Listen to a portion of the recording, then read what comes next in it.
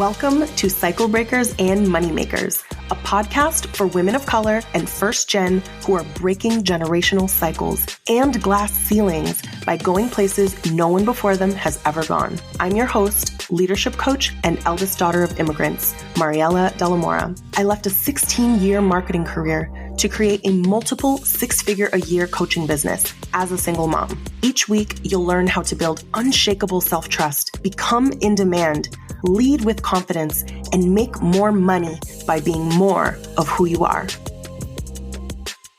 Hey everyone. So today I want to talk to you about some shifts that you will need to make in how you think, how you market, your messaging, in order for you to attract your best clients, higher level clients.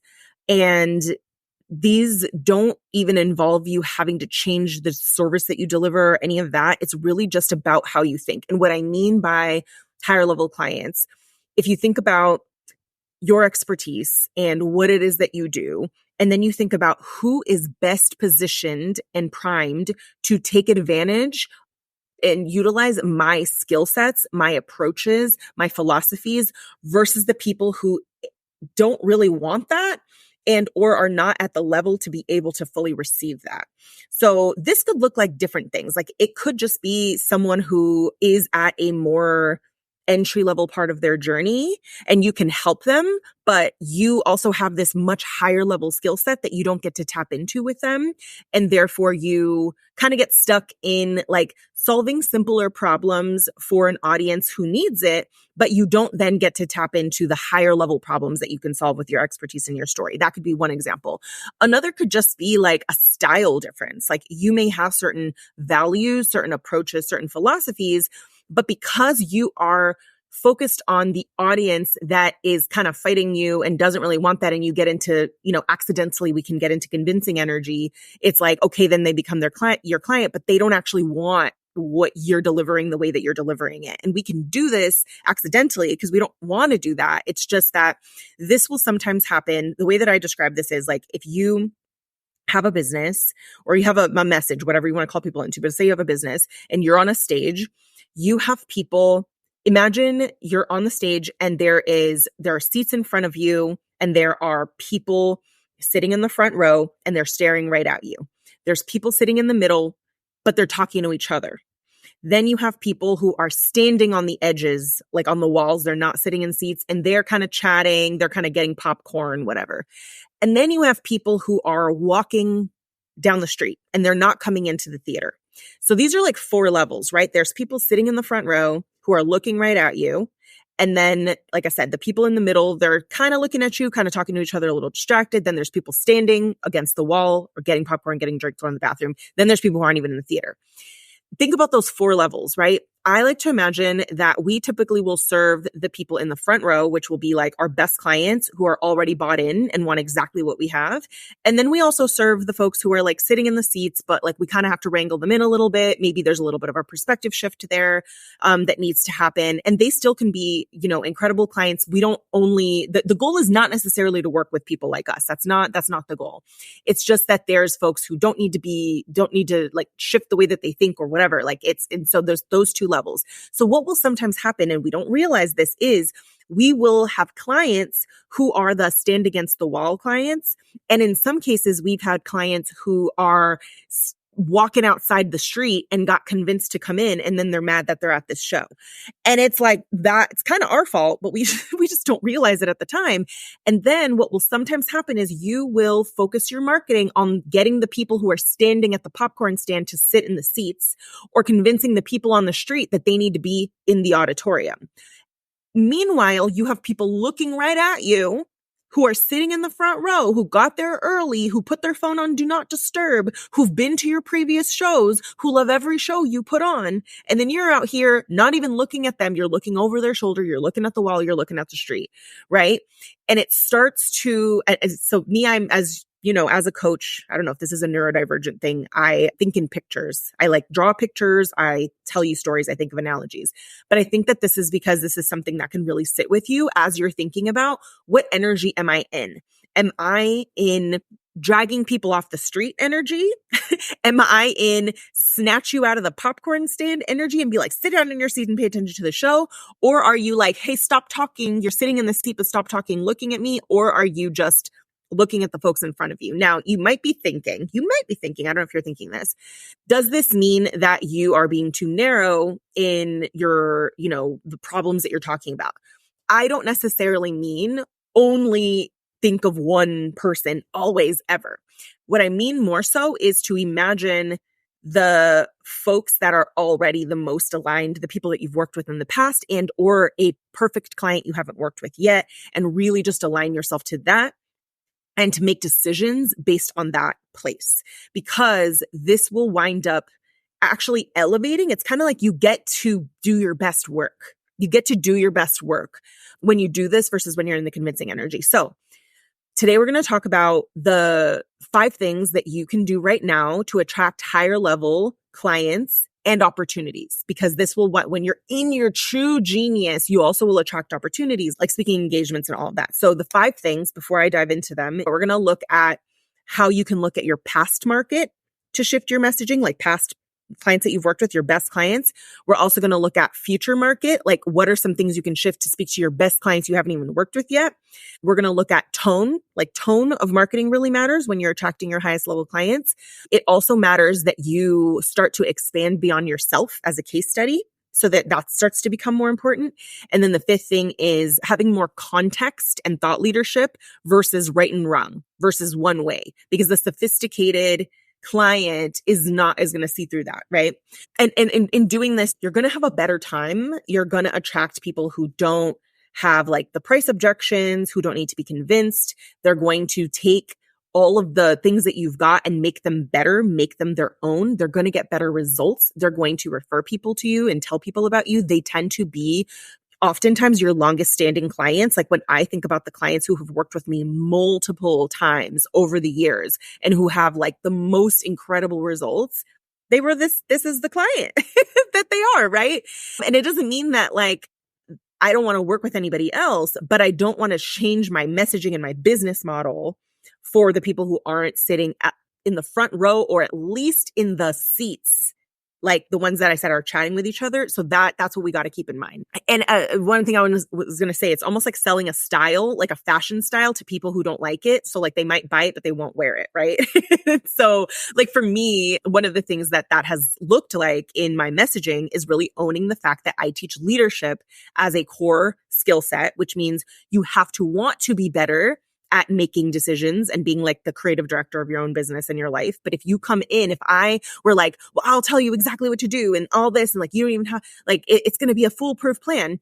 If you come in insistent that you want me to create a step-by-step plan for you without your involvement, you probably won't like it very much, right? But that's why also I don't sell that, because I'm like, that's literally not helpful to you. Here's how we're going to do it and why.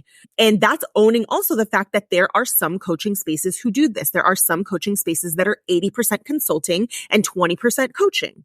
It's a variety, and you will know based on their marketing. Their marketing will tell you, I have a step-by-step framework. This is our philosophy. We don't coach outside of this philosophy, right? So you want to know, am I joining an 80% consulting, 20% coaching, or am I joining something that's a little more coaching and consulting so that you're coming out of that with with decisions that really fit you and what you want, right? So a lot of it is just like, you think about who wants exactly what you've got, that exact flavor, that exact recipe, all of that.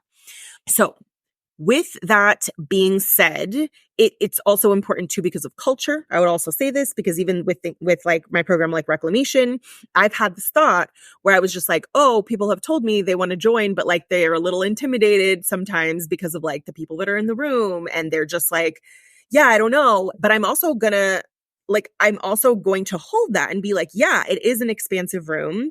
And if you feel a little imposter syndrome, my best clients will feel that and be like, yeah, but I want to be in rooms where I'm not the smartest person in the room. I want to be in rooms where people can teach me something. I want to be in expansive rooms. I had a private client tell me that one time where she was just like, I kind of have thoughts about it, but then I also thought about it like, what the hell am I thinking? I want to be in rooms where people can teach me stuff, right? So it's like, you have to be okay that some people will come to the door and be like, oh, I don't know, I'm a little intimidated. Let me just walk away. I'm not going to go into the auditorium, where someone else might be like, oh, I'm a little intimidated. Let me go sit my ass down because I know that this is going to be expansive for me. So this is just explain what this might look like, right? So we'll dive in to 5 things that I would recommend sitting with and doing if you want to market like a thought leader and attract higher level clients and opportunities. This could also coincide with when you're selling a 5-figure offer or just kind of justifying this higher ticket offer because this client thinks differently, behaves differently, has different expectations of you,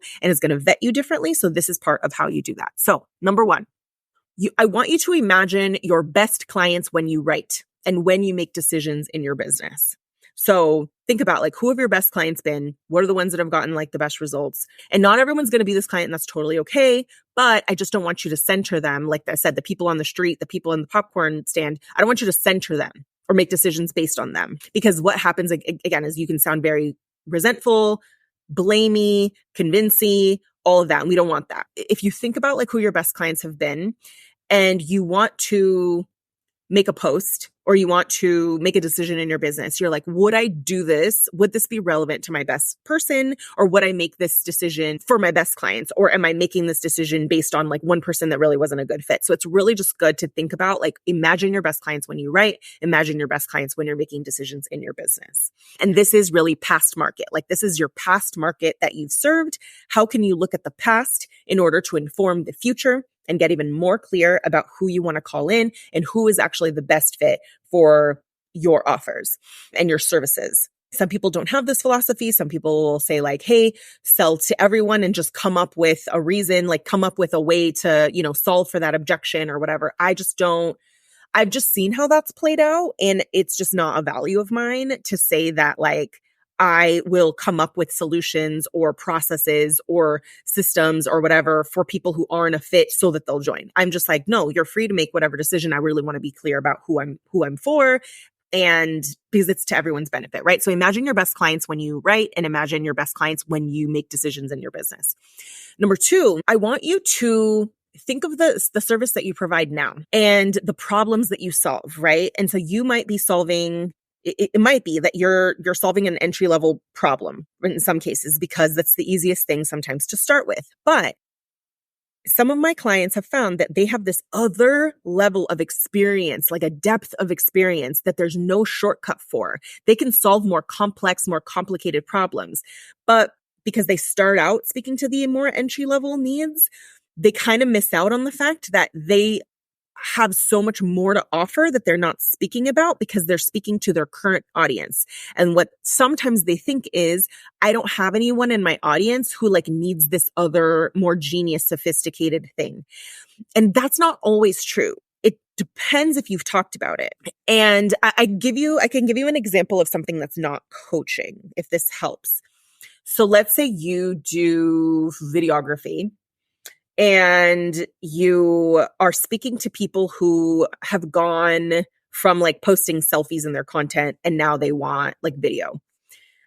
If someone is like earlier and they're kind of being convinced to actually pay for videography, that's a different type of client than someone who's like, no, I understand that. I'm very clear on my brand. I actually want to get brand deals or I want to get bigger speaking engagements. No, I actually have a big reputation on the line because I have this business. Like I understand the value. I don't need to be convinced that professional video is valuable. It's just that I want to know, like I want to be led, right? So the higher level client wants to be led. They want you to be able to like creative direct them, ask them questions and have a strategic like outcome for it versus just like assets. So it's like, that's the difference between, let's say, selling assets versus selling deliverables that meet an objective because you've asked the questions and you've directed them and you have led them. So it's a higher level client, right? So that's just an example. I can give you a coaching example. One of my clients who's a career coach started out teaching people how to decide like their pivot in their career, that they wanted to pivot or they wanted to get a promotion, right? So pivoting and promotion is a need. It's not that entry level. It's actually, you have to have enough experience to have a pivot or promotion. But lots of people can help people with promotions. Not as many people can help with pivots. But now what happened was at the time she was selling a $2,500 offer and is now selling a $9,000 offer. And we did this within like a 6-month period. She obviously had the brand reputation to back it up, but she started speaking to the most sophisticated problem she can solve, which is what happens when you're already at management and leadership level and you want to either grow beyond that or you want to pivot, but you're at the director level or C-suite level, or what are the challenges that people at C-suite level have that you didn't have when you were like in middle management. So just by shifting her messaging of who she talked to, that was actually the most recent experience she had. It was her most hard-earned experience. It was her most like, it's rare. There's no shortcut for having that knowledge that she has. And now that can justify the 9K price point because she's actually talking to a different person. But if she had thought, oh, I don't have C-suite people in my audience, then she never would have shifted her messaging. So part of that is like, if you truly don't have that person in your audience, number one, you have to put it in your content first in order to know if you have the person in your audience. You have to start putting it in your content first. And if you truly don't, then we work on strategic visibility. Right? Of like, well, where are those people? What rooms are they in? What platforms are they on? What events do they attend? And how can we get you in those rooms telling a different story, introducing yourself as the solution to their higher level problems? However, by the time you do that, you need to have something on your website, in your posts that speaks to that. Otherwise, you're going to go into this C-suite platform, C-suite event, and then be talking about getting a promotion or leading people for the first time. Meanwhile, your ideal client has been leading people for, 8 years. So that's the thing is you have to make the shift in your messaging first to speak to the higher level problems before you even try to put yourself in the rooms. And this doesn't mean center all your marketing in them. It just might mean if you've been serving an entry level client and you want to serve a higher level client, just fold them in as one of your archetypes, right? So don't just speak to them, speak also to the higher level problems and the more sophisticated clients so that if you have the more sophisticated higher level client with the more complicated problems in your audience, they will reach out to you because they finally feel like you're speaking to them. And or when we work on strategic visibility together and get you into those rooms, they'll be like, oh yeah, she can help me because her content speaks to me. It doesn't just speak to a problem I had 10 years ago. So that's just an example of think of the most sophisticated problems you can solve with your skill set and with your story and start to fold that into your marketing. Doesn't mean replace your messaging. We don't ever want to replace what's been working ever, ever, ever. But we do want to think about what is my highest level skill set? What is a more complex problem that fewer people can say that they solve? It's kind of like your own personal Olympics of your own skill set. It's just like, you could solve this problem, but like you also play at a much higher level. And I want you to play at that higher level as well. And eventually, if you have different offers, you're going to serve people at different parts of their journey. It's not that solving simpler, earlier stage problems is a bad thing. By no means, we want to support multiple people. We just don't want to only get stuck there, because this is where we start to look at like your thought leadership, your deepest expertise, and also giving that a place on the stage. So if we want to bring it back to the stage, sometimes you might have people at the popcorn stand, not because they're not an ideal client, but because you're doing a routine on entry-level problems. And they're like, oh yeah, I remember when I used to have that problem 10 years ago. And then you start to do a different routine, which is like, oh, and I also solved this problem. And then they go from the popcorn stand into the seats, right? So like, I'm going to keep using this analogy to show you that sometimes it's not that they're not ideal. Sometimes it's that your messaging is speaking to a problem that they don't have anymore. And so we just want to fold different types of clients into our awareness, into our messaging, into our marketing. And that is how you can be the expert for all of them. But don't pigeonhole yourself into thinking about your marketing only based on people you've worked with in the past, because that's a fallacy that we often have is like, I don't have the people in the audience. And that's not always necessarily true. In fact, in marketing, we always look at like, what is the total addressable market? We look at what is the unmet need. And if there's an unmet need, how do we fill that unmet need? We don't just think I don't have the people in my audience, because as a marketer, you're like, okay, well, let's go get the audience, right? So think of your most sophisticated problems you solve and who has them and speak to them. So that's number 2. All right, y'all. I feel like I'm talking fast, but I'm like, you're also getting like business Mariella, marketing Mariella, like all of this in this episode, which I'm kind of loving because I'm like, oh, sometimes I forget that like I did this for a whole ass lifetime. Like I did this for 16 years, right?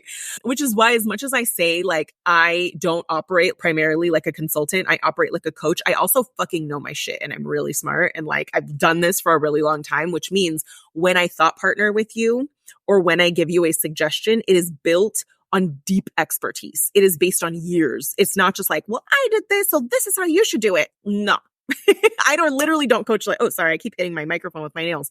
I don't advise that way at all because I know too much. I've done too much. Like, you know what I mean? Like you will feel that difference. And I feel like I love when I'm in that element of just like, listen, this isn't just like me and my own success story, right? Because people really want to know that like there's a reason why you're advising what you're advising. So anyways, that was number 2.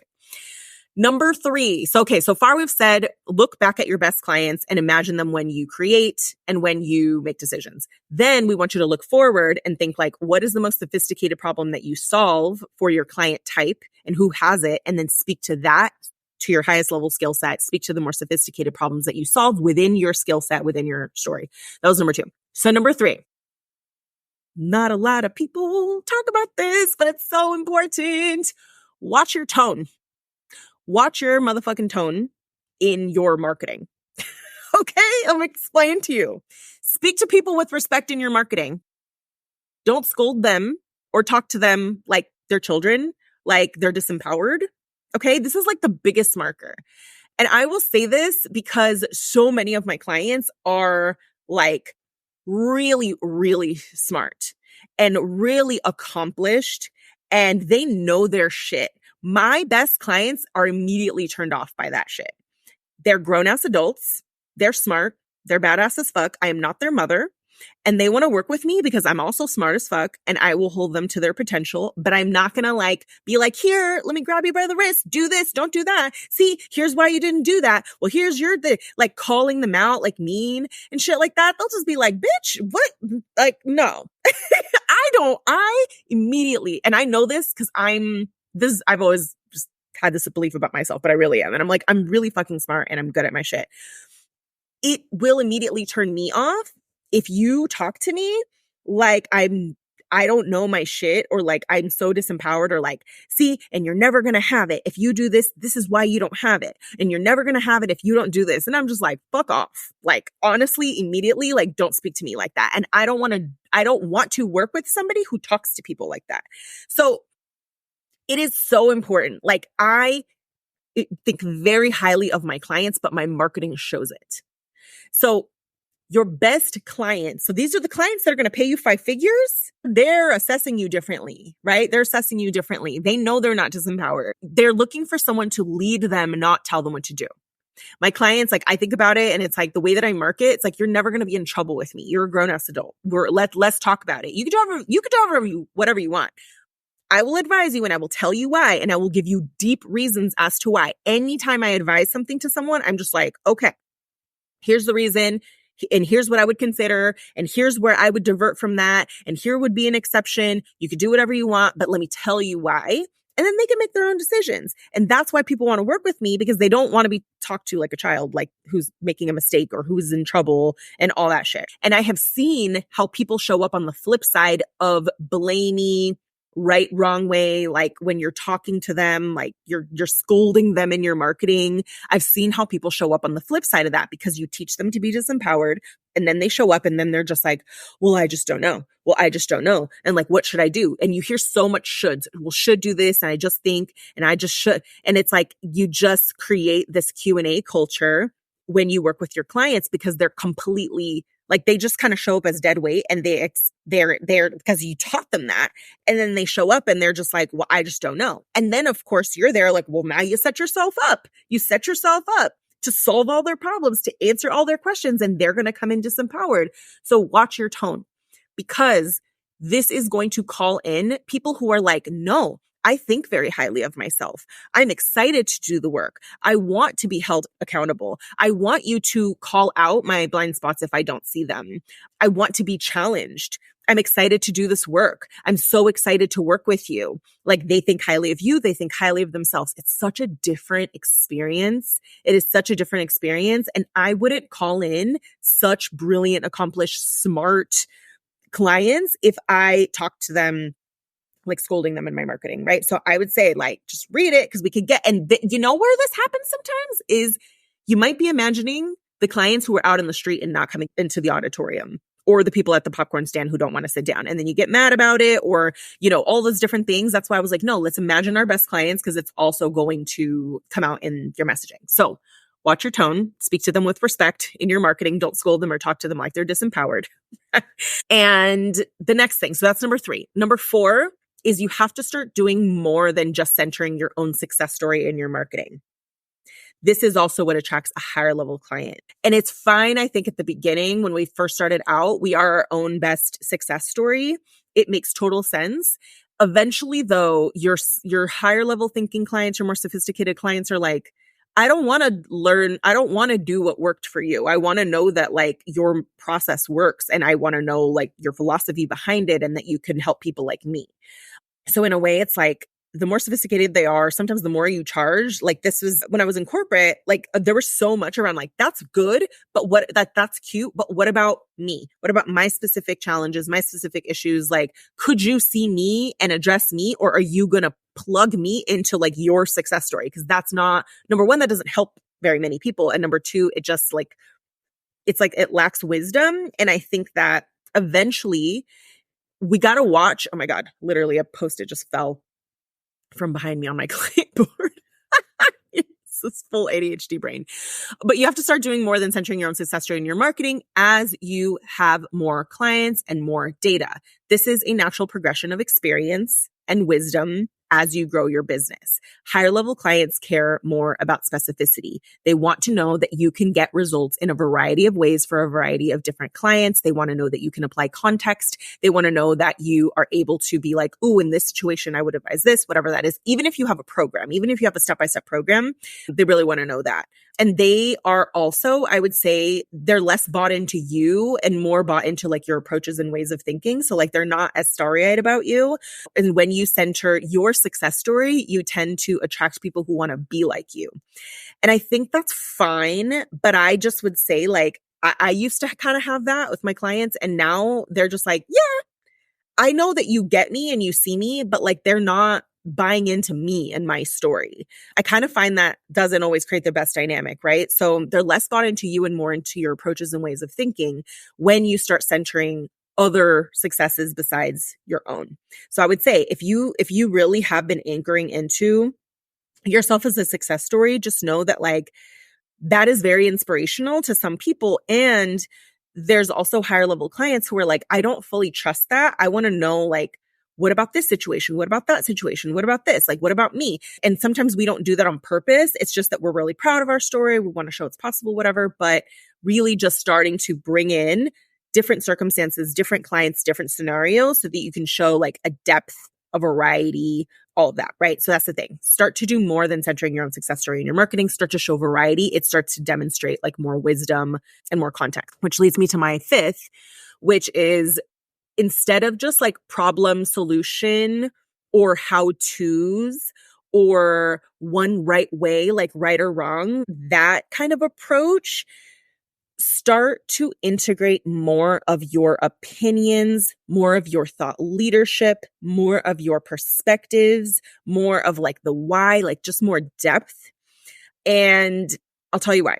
People are just tuning out more of like the same shit that they've heard before. If we're talking like how-tos and all of that, it's like information is just less valuable now.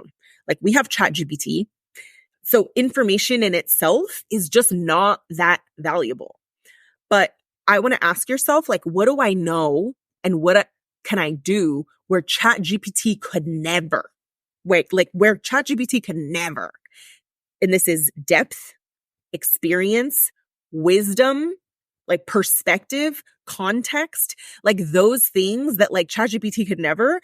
I think about how like ChatGPT could never like tap into when I think about being a woman of color or being first gen, like the reactive patterns, relationship patterns, trauma responses, conditioning, societal conditioning, cultural conditioning, family conditioning that comes in regards to how people show up for visibility, how they show up for leadership, how they show up for business, and helping them to break through those patterns, gain self-awareness, get more visible, own their thought leadership and expertise so that they can become a brand, so they can attract more opportunities, so that they can attract more clients, so that they have more options, all the things. you could ChatGPT some stuff, but like somebody who's able to put together a picture where they're pulling from life experience, they're pulling from client experience, they're pulling from failure, they're pulling from perspective, they're pulling from all these places. That's the thing where like nobody can bring that together. So again, that's kind of back to like, you have this depth of experience that only you have. And that's what people want to hear versus like more of the surface level how-tos. And also I would say purely like how-tos and right and wrong, like this is how you do it, tends to repel like really smart clients because they'll kind of poke holes in it. So I think that just depth, context, experience, wisdom, like as whatever you have where you can go deeper, I think sometimes we miss that opportunity to do that. And if you are in your content making recommendations, why? Like tell them why you would do that. And that why should be bigger than you. The why should be bigger than I did it this way. And we can fall into that trap. So if you're explaining that, say, here's what I have seen. Here's what I have experienced. So if you're at the beginning of your entrepreneurship journey, you may not have this. Is totally fine. I'm speaking to the type of clients that I speak to actually have more experience and more results than they are either giving themselves credit for or that is reflective in their marketing. So I kind of speak to people who are like hidden gems, who are accidentally selling themselves short and just really need help to bring that up to elevate themselves as a thought leader and integrate more of that into their business and into their marketing. So if you're early on, it's totally fine. But even if you're early on, you might be selling yourself short on experience you actually have that comes from your life, from your career that you could integrate. You probably have more transferable skills than you think. So even if you're at the beginning of your business, this still applies to you. So less right and wrong, more thought leadership and context, like explaining why, going deeper into your expertise, right? Less like right and wrong, black and white, all of that. So again, this is depth. This is what stands out. This is what makes you come across like you really know your shit and that you have wisdom versus kind of repeating stuff that a lot of people might be saying. And we don't do this on purpose again, but it's just like, I want you to bring your expertise out in your marketing. So I'll recap this. Number one, imagine your best clients when you write and when you make decisions in your business. So this helps you look back. Then think of the most sophisticated problems that you solve and who has those problems. This is future. This is future market, potential market. Number three, watch your tone. Speak to your audience with respect in your marketing. Don't scold them or talk to them like they're disempowered. This is going to call in a client who already sees themselves this way, who does not see themselves as disempowered, and they will be more attracted to your marketing and they will show up accordingly. Number four, start centering more than your own success story in your marketing as just a natural evolution of your business. Start to integrate, like in this client's case, this is what we did. If you're here, this is what I would recommend. All of that. So just centering more than your own success story in your marketing, that only really comes from experience.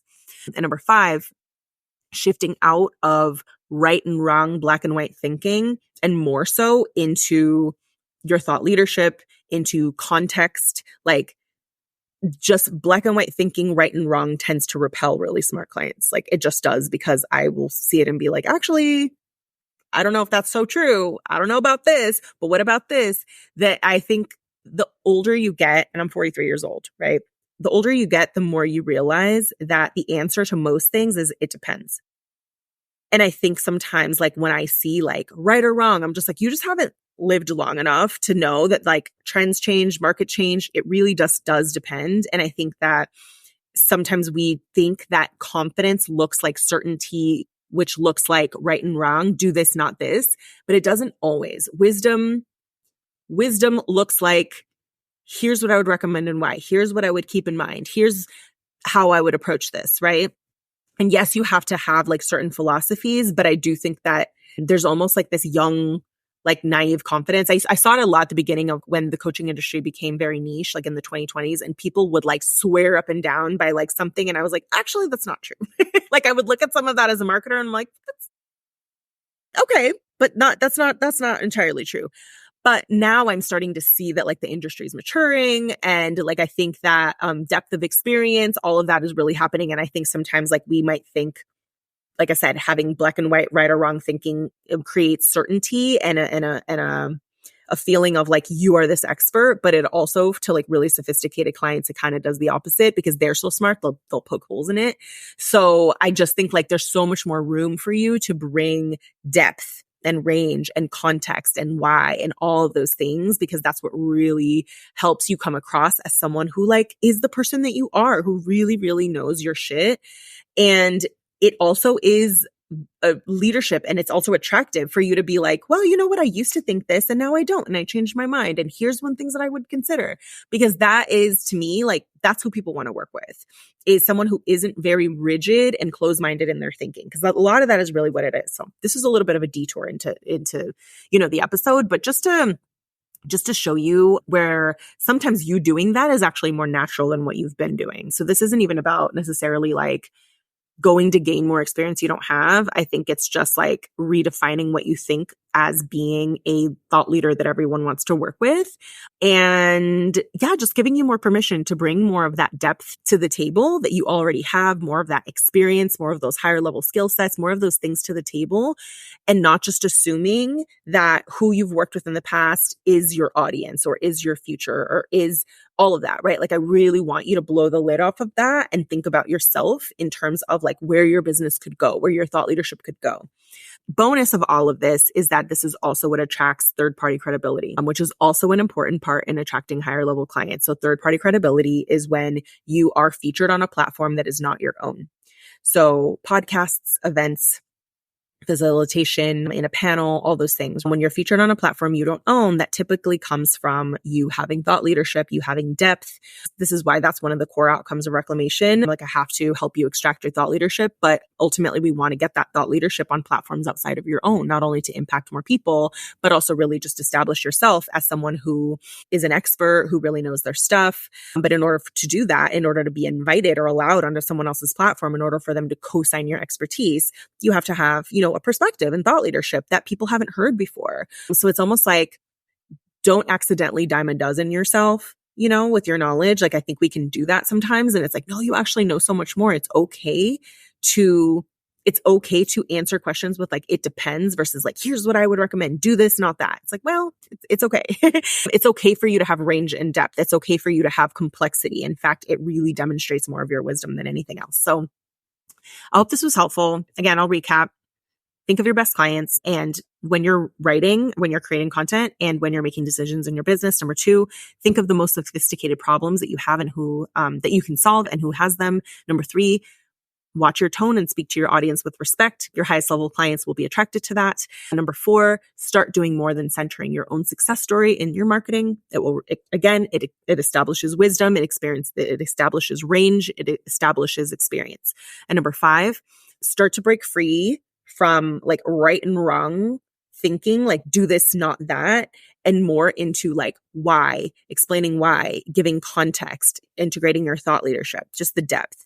That is what attracts higher level clients who are willing to pay more, who are expecting to pay more, who don't have like those objections, and who honestly aren't shopping around. That's one thing that I found is like many of my clients, when they came to me, they weren't shopping around. And you know what? I never get asked, how is my program different or how am I different? It's weird. Like I know people get asked that. I don't get asked that because it's just very obvious. Like there isn't a comparison. And that's what I want for you too, where it's like, people don't even ask you that question anymore.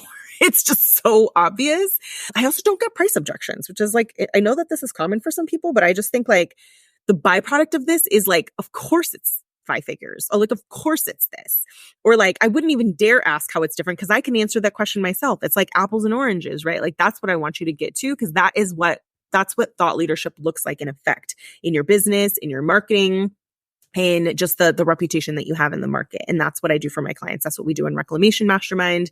Doors open on Wednesday, December 4th. Get yourself on the wait list. And if in the meantime, even if you're thinking of joining Reclamation, but you want some support in the meantime, I do have expanded options for working with me now that range from monthly calls and Telegram coaching. So literally like we meet, we deep dive once a month for 90 minutes. And then you have me on Telegram the rest of the week, weekdays, all the way to, we can meet bi-weekly for 3 months. There's different offers.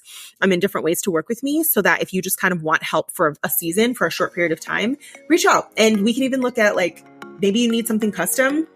And so we can totally do that. And that can either be all you need, or it can be bridging the gap until you join Reclamation in December. So I hope this was helpful. Thank you all for being with me, and I will see you next week.